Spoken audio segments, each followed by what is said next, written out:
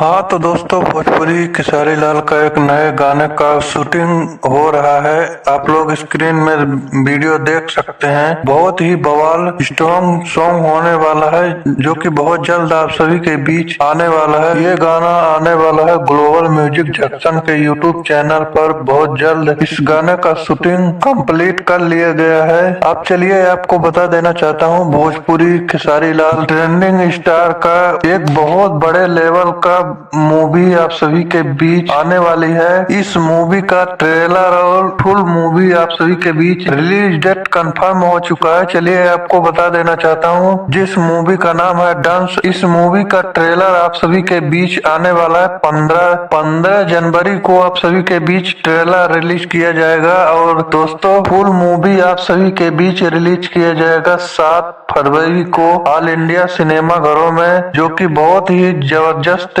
इस मूवी का प्रचार प्रसार हो रहा है और लोगों को बहुत ज्यादा पसंद आ रहा है। जो कि यह डांस मूवी भोजपुरी दर्शकों को बहुत पसंद आ चुकी है। जो कि यह मूवी सबसे मूवी से अलग लेवल की मूवी बनाई गई है। वीडियो पसंद आए तो लाइक करते रहें। धन्यवाद। Thank you.